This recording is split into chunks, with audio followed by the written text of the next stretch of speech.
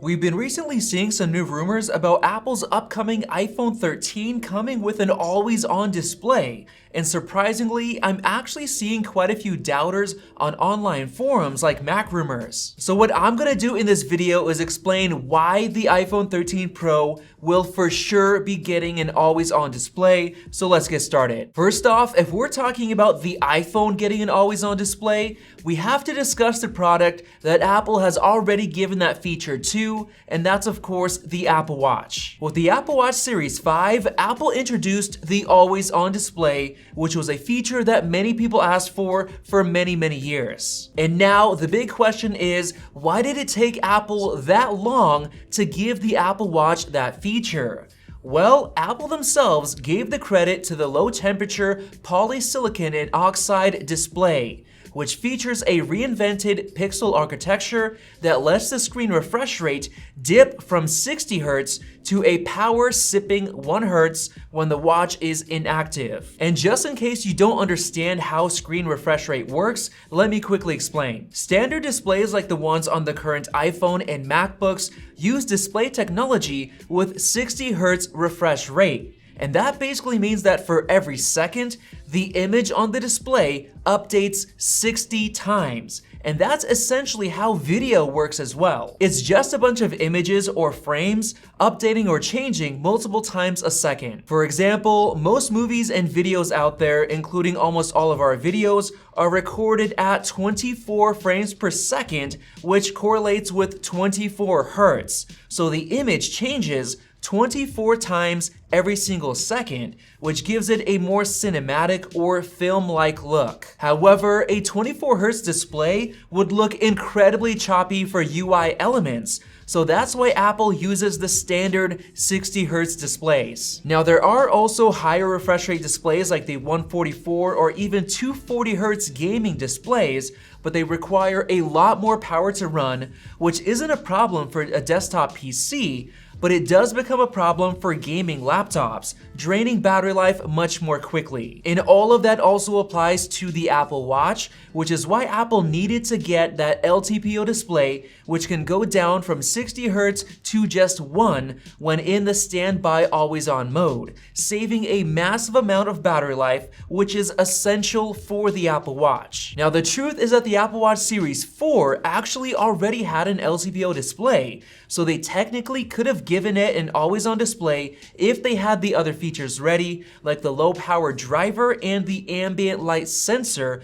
but in my opinion, Apple held off on that feature until the Series 5 because if they didn't, then there literally would be no reason for anyone to upgrade to the Series 5 at all, since there were barely any other changes. But basically, the main point I want you to realize is that an LTPO display is required to give an OLED smartphone variable refresh rate. So now let's get into the iPhone. Last year, we actually had rumors of the iPhone 12 Pro getting an LTPO panel with 120 Hz refresh rate, but reports later came out claiming that because of battery life concerns, Apple had to choose between either 5G or 120 Hz, and they went with 5G since they thought it would lead to more sales, and it turns out that they were right because they sold 100 million iPhone 12s in just 7 months. But this year, we're basically now 100% sure that the iPhone 13 Pro will be getting a 120 Hz display, with many different leaks and rumors from various sources like the supply chain and reliable leakers. Going all the way back to July of 2020, display analyst Ross Young let us know that LTPO display would not be coming to the iPhone 12 Pro, and he was right.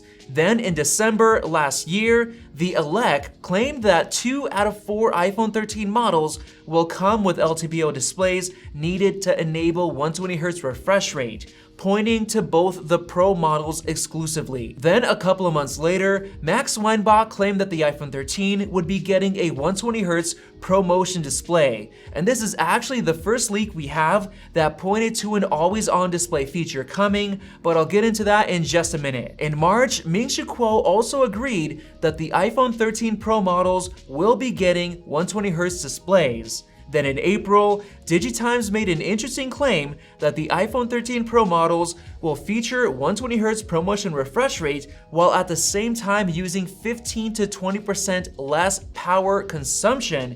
And if you're finding that hard to believe, I'll explain how it's going to work in just a second. But going further into their report, they said that both Samsung Display and LG Display are converting their supply lines to offer LTPO displays at their dedicated Apple manufacturing lines, with the conversion likely complete in the first half of 2021. And apparently, just 1 month later, The Elect reported that Samsung began production of 120Hz LTPO displays for the iPhone 13 Pro models, while LG began production of regular LTPS displays for the lower-end iPhone 13s. And then, just yesterday, Mark Gurman, who was the most reliable Apple leaker out there, finally chimed in on this topic, mentioning that the iPhone 13 will potentially get 120Hz and an always-on mode, basically confirming that the 13 Pro will for sure get 120Hz, no doubt about it. But the weird thing is that he mentioned that the display will give you better battery life.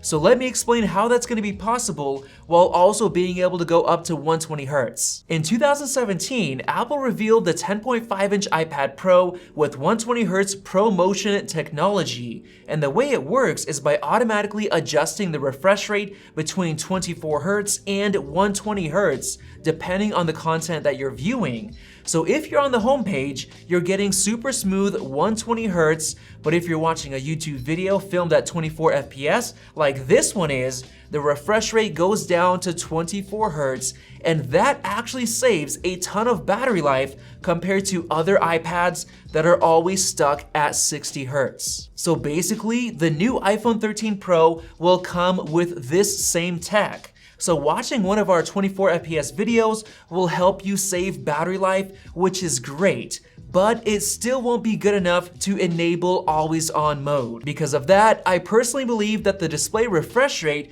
will actually be able to go down to just 1 Hz, just like the Apple Watch, and that is what's gonna enable an always-on mode on the iPhone 13 Pro models. And the reason I believe that is because Samsung's latest Galaxy S21 Ultra and the new OnePlus 9 Pro both have displays that can adjust between 1 and 120 Hz.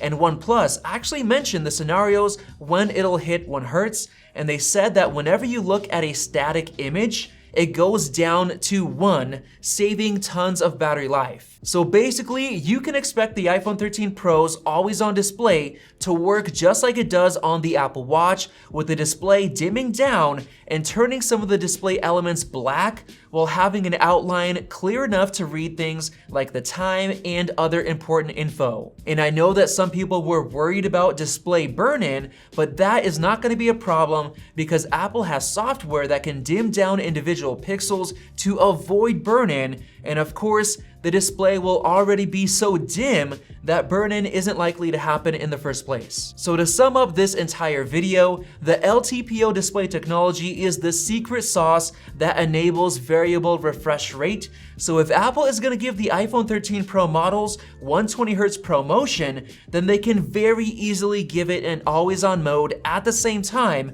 as long as it can go down to 1 Hz like the modern Android smartphones already can. And I personally think it will because of all the leaks and rumors we've seen from Max Weinbach and the very reliable Mark Gurman. And if by any chance this feature does not come this year, it's because Apple decided to hold off just to make next year's iPhone 14 Pro seem a bit better. But I personally think that we're getting it this year. Now, if you totally disagree with me, then go ahead and let me know down in the comment section below. But if you enjoyed this video, definitely click the circle above to subscribe and check out one of those 2 videos right over there. Thanks for watching, and we'll see you in the next video.